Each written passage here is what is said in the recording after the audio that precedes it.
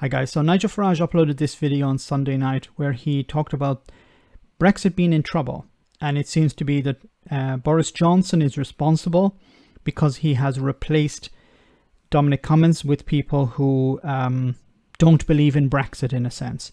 Now, before we get to the video, I want to talk a little bit about Nigel Farage himself, because I think it's very important to remember that while Nigel Farage is very good at speaking, very good at intertwining fact and fiction to support his narrative that, you know, everything he's saying is factually based, we have to remember that Nigel Farage made a lot of promises in the past about Brexit.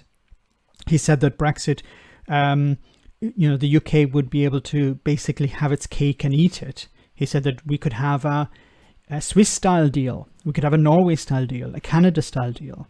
Then he went to talking about the benefits of no-deal Brexit, a clean break Brexit. Nigel Farage is able to sell people something that does not exist or nobody can actually comprehend. Now that's a particular feat.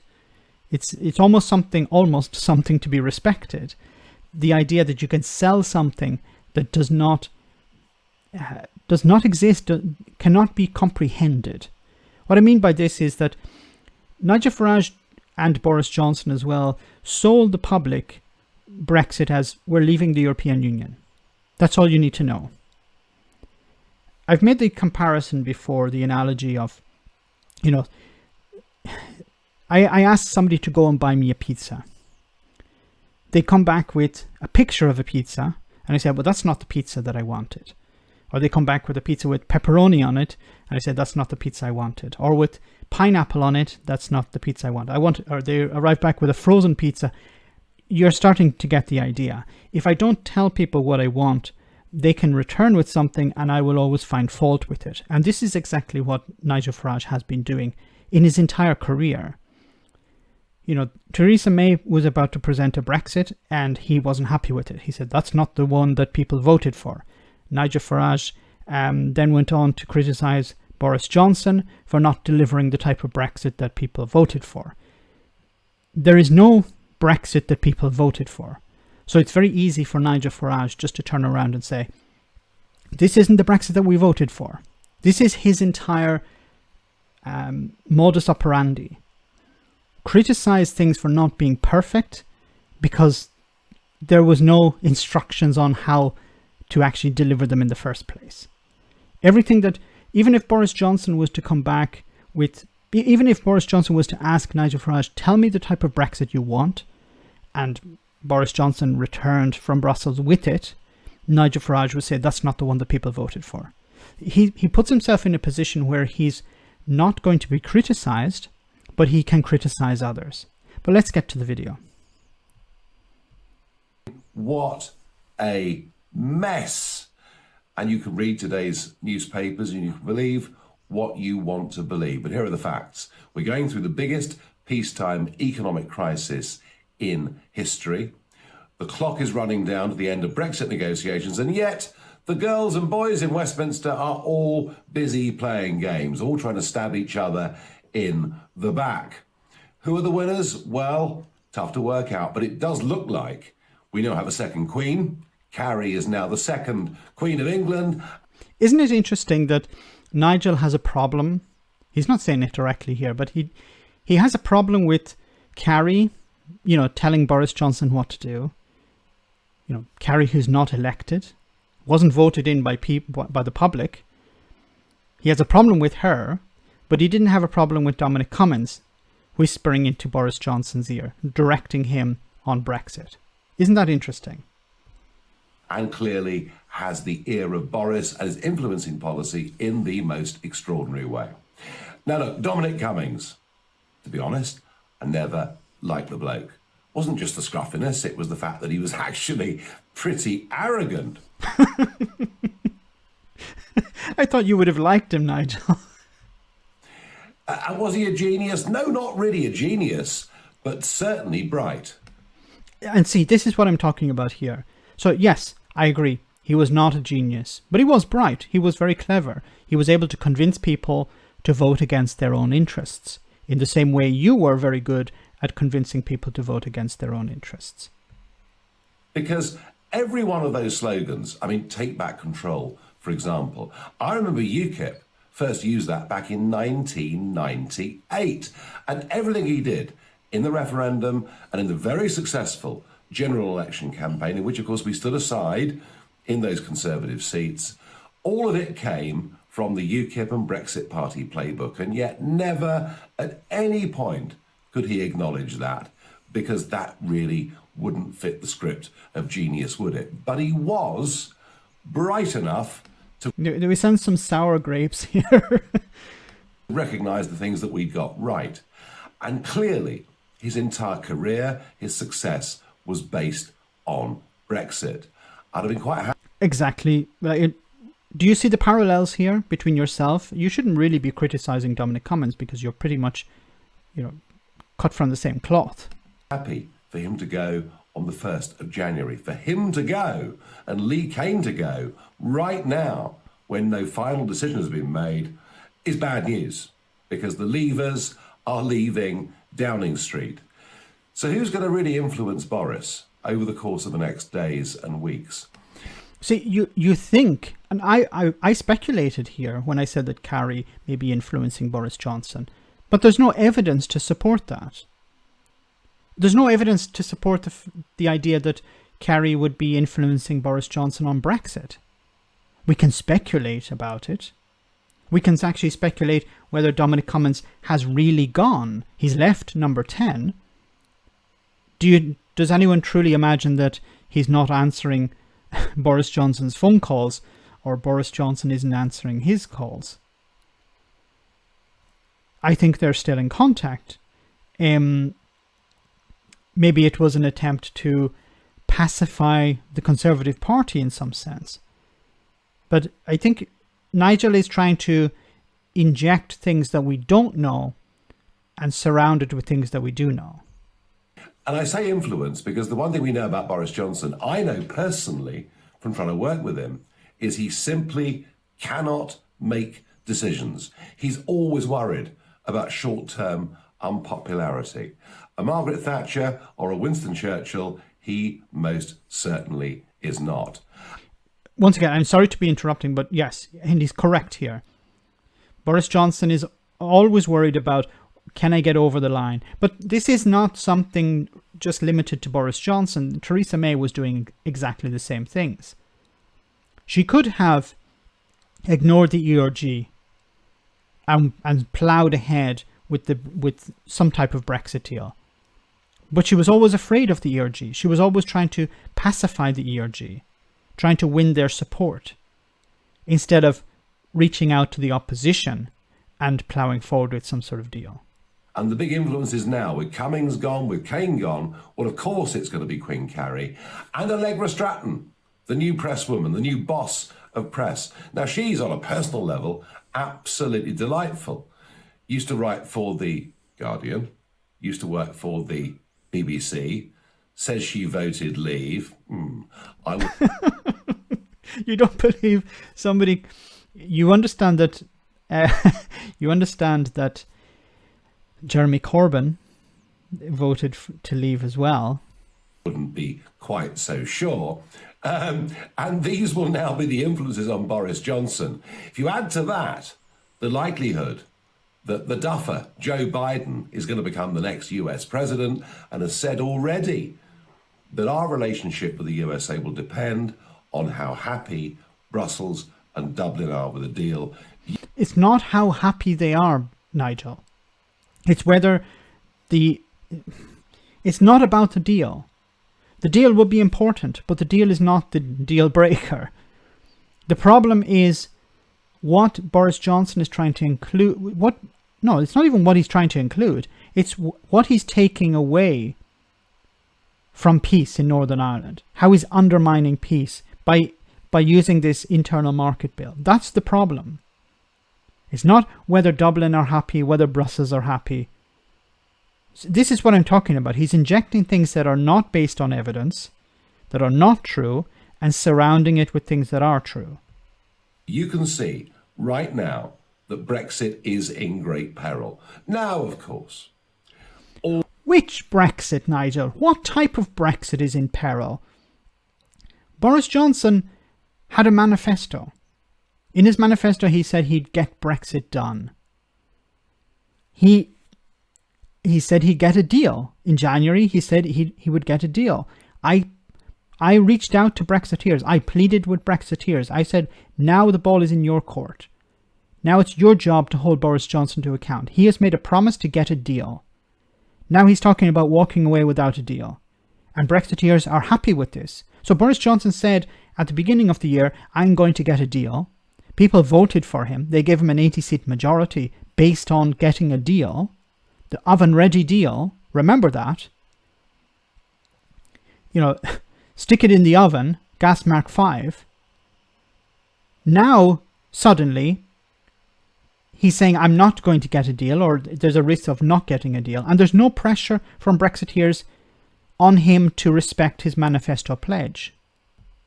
All the commentariat, all the people who are part of that chumocracy on the so-called centre-right of British public life say, no. Boris is absolutely determined to deliver the right kind of Brexit. Well, we heard that, did we not, with Mrs. May? Once again, you notice that he's not saying right kind of deal. He's talking about the right kind of Brexit. There is no right kind of Brexit. Nigel is pretending that there is some sort of Brexit out there that people voted for. But there isn't, because some people voted to remain in the single market, but to leave the European Union. Some people voted to leave the to leave the European Union and leave the single market. Some people didn't know what the hell they were voting for at all. Some people will claim that, yeah, we could be in the single market and everything will be the same, but we would be able to control some laws that they can't define. Some people made all sorts of excuses for voting for Brexit. So we have hundreds of different types of Brexits. And you're saying that Boris Johnson needs to get the right one. But you're not actually telling him what it is. Isn't that interesting?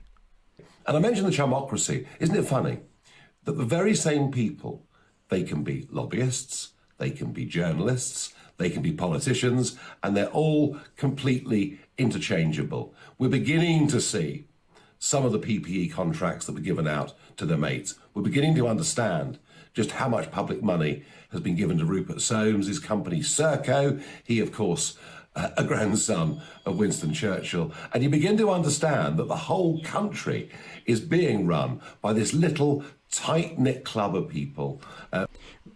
What I sometimes ask is, of politicians like Nigel Farage, is how would you have run the country? I want people to support Nigel Farage. If you're watching this video, do you think Nigel Farage would have given out contracts to companies like Serco? Do you think he would have run the country? Imagine if Nigel Farage was Prime Minister. I know it's a terrible thought. But imagine for a moment he's Prime Minister. Do you think he would give out contracts based on merit? Or do you think he would give out contracts based on people who actually donated to his party? So it's fine for him to sit there and criticize Boris Johnson for being basically corrupt. Do you think Nigel Farage would have been corrupt if he was Prime Minister? I would say yes. I think Nigel Farage would have given out contracts to companies like Serco, maybe not particularly Serco, but maybe some other company. If I compare that to another party like the Labour Party, I'm not the biggest fan of the Labour Party, but I don't think Keir Starmer would be giving out contracts to private companies who donate to the party. I think it's much more likely that Nigel Farage would be doing that and Boris Johnson would be doing that. So it's easy for Nigel to sit there and say it's terrible that Boris Johnson is corrupt. Would Nigel Farage be corrupt in the same way? Many of them, not all of them, but many of them went to the same school. And frankly, I think when we look back on this, we'll be appalled at this narrow clique that are running our country. Now, as I say, we're heading into the last stages of this Brexit negotiation. Every day you hear about fishing. Every day you hear about state aid rules, indeed, even level playing fields. Tell you what no one's talking about. And now we get to Nigel Farage's grift. So Nigel Farage is trying to he's trying to spin different plates at the same time. One is Brexit, another is immigration, and another is the lockdown. And I think he's trying to place money, on different bets, hoping that one of them will come through. And what he's doing now is he's going to move from Brexit to immigration. Because it wouldn't suit anybody in a chumocracy to even talk about this. I mean, goodness gracious me, let alone mention it at a Notting Hill dinner party. I'm going to use this word. It may offend you on a Sunday evening. Immigration. What in the final Brexit deal is going to make any difference to the free movement of people? I wonder. Priti Patel talked about the end of freedom of movement. Now, what Nigel tends to present the immigration system in the UK as if the UK is part of Schengen. It's not. It never was. But he tries to present it as if, there are no controls. People can move in and out without any problem. Even after Brexit, it's going to be the same. He convinced people to vote for Brexit in order to control immigration. And now he's talking about how, well, even after Brexit, there's not going to be any controls. That's why we need to undermine this government. I suspect very little indeed. And while we're on it, it's gale strewn today, so they're not coming into Dover, but well over 8,000 this year that we know of have come across the English Channel in dinghies. They're coming back this Friday, by the way. I've seen the forecast. Not that we'll do a single thing about it. But think on this. We are now housing in hotels, private housing, and a couple of former army camps. We're now housing 56,000 illegal immigrants. You notice what he did here. He talked about we're housing people in army barracks, which is true. We're housing people in private homes, which is true. We're housing people in hotels, which is true. And then he went to the next line, which is false. 50,000 illegal immigrants. Now, Nigel doesn't know how many people are in the country illegally. And also, it's not illegal to claim asylum. There's nothing illegal about claiming asylum. There's nothing illegal about traveling across the sea and arriving in the UK in a dinghy or in an airplane. It doesn't make any difference. You arrive in the UK and you claim asylum. Then your asylum claim is processed. And then if you succeed, you remain in the country. If you don't, you're returned home.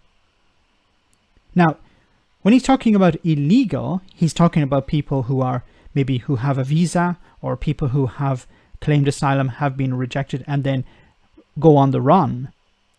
But he has no numbers to back that up. What he's doing, he's just saying that the people who arrive, all of them are illegal. And this is dishonest. It's wrong. But you see, what he did was he buried the fakeness inside the truth. And unless we get the right Brexit deal, nothing will change from January the 1st at all. The right Brexit? Now he's talking about a deal. So I thought it was no deal. This is the problem with Nigel Farage and the Brexiteers. They move from we want a deal, then we don't want a deal, then we want a deal, then we don't want a deal, then we want a deal, then we don't want a deal. Like on a Monday, it's we want a deal. On a Tuesday, it's we don't want a deal. Once again, back to the pizza problem. I order the pizza, you arrive with a picture of a pizza, and I say, well, that's not the pizza I ordered. I order a pizza, you come back with, I tell you to go and get a pizza, you come back with a frozen pizza, and I said, that's not the pizza I wanted. It's the same with Brexit. Nigel Farage can say, whatever Brexit is delivered, it was the wrong one.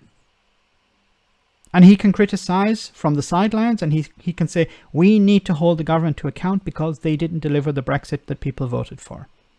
Do you see the problem here? Now, there are those that will tell you that with Cummings gone, there's a bright new future for Boris and the Conservative Party.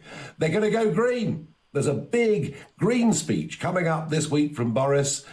But that's nothing to do with Dominic Cummings.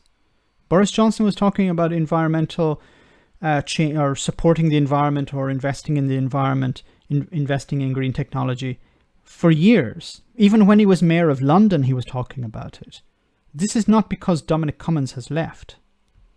They're going to go big on greenery. They're going to go big on trans rights. They're going to go big on generally not causing offence to anybody, and I've no doubt taking the knee to BLM and other Marxist organisations.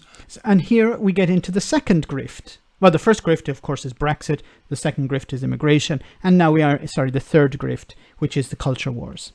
So he's talking about here, oh, look, we need to fight Black Lives Matter. We need to fight people who want to, what is it? The latest one was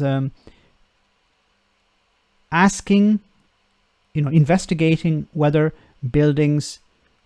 certain buildings around the UK had funding in the past to construct those buildings that was involved in the slave trade. The people who built these buildings, were they involved in the slave trade? How dare you ask this question? You're not supposed to ask these types of questions. We don't want to know whether the people who funded these types of institutions or buildings were involved in the slave trade. Don't they understand, because Cummings did, don't they understand that it's the red wall voters, every one of whom had previously voted UKIP or voted for the Brexit Party, that gave Boris the majority? What are you talking about? This makes no sense. Why was it called the red wall, Nigel? If it voted for Boris, if it voted for UKIP, if it voted for the Brexit Party. They were Labour supporters. They were Labour supporters who voted for Brexit. Then they switched. Now, some of them voted for UKIP and the Brexit Party in the European elections, but that's different. The European elections are not comparable with the general election in the UK, the parliamentary elections, the for seats in Westminster. They're two different kettles. They're two different beasts completely. But what he's doing, he's trying to mix the two. Just look at what he said. The red wall. It's called red because it was Labour supporting. Of 80. They are not interested in taxpayer-funded green ideas that might be popular with Zach Goldsmith and Carrie, but the idea is going to create jobs. No, actually, it will cost jobs. People want our borders controlled. He doesn't go into details how investing in renewable energy will actually cost jobs. How will it cost jobs? Doesn't go into any detail there. A proper Brexit delivered. And I fear that if Boris is now being convinced by those around him that a fresh, new, lovely sort of Cameroon approach to everything, let's be cuddly and fluffy and lovely and popular in central London, if he thinks that is going to save his political career, he's in for the most almighty shock. I think what you've seen over the course of the last week is the beginning of the end for Boris Johnson, the beginning of the end for a Conservative government that just a year ago got a majority of 80 and has done absolutely nothing with it at all. Okay, and he's correct.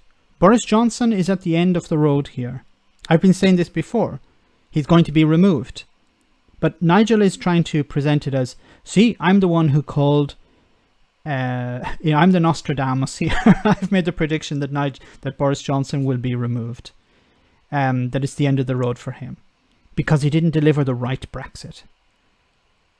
Nigel wants to present himself as the oracle, the one who predicted it, the one who knew everything that was going on. But he's predicting it in a way that suits him, not the actual reality. Boris Johnson will deliver some sort of Brexit, whether it's a deal or no deal, it still remains to be seen. I don't think there's actually, I was actually considering it a lot recently, and I actually believe that maybe there was a chance that he would get some sort of Brexit deal. But I think the time that's left is not enough to get it ratified, to get it translated and ratified in European parliaments. I don't think there's enough time now. We've gone over the limit. So Boris Johnson is actually going to crash out without a deal. it's 50-50 at this stage whether you get a deal or not. I actually had believed that he would. I believe that he'd do it for his own career. But something Nigel has said here, that Boris Johnson is always looking over his shoulder. He's always looking just one day ahead. He's not actually planning for anything in the future, not planning long term. He's extremely weak. And I think Boris Johnson is going to crash out by accident, perhaps.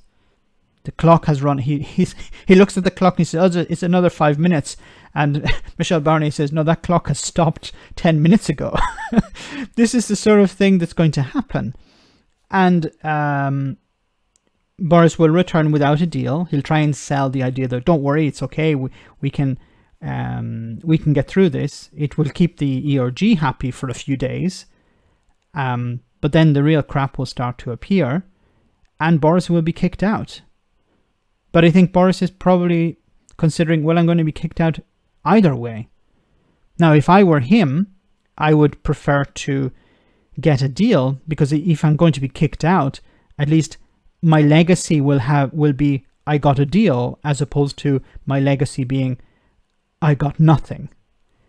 Let me know in the comment section, guys, what you think about all of this. As always, your comments are greatly appreciated. Thanks a lot.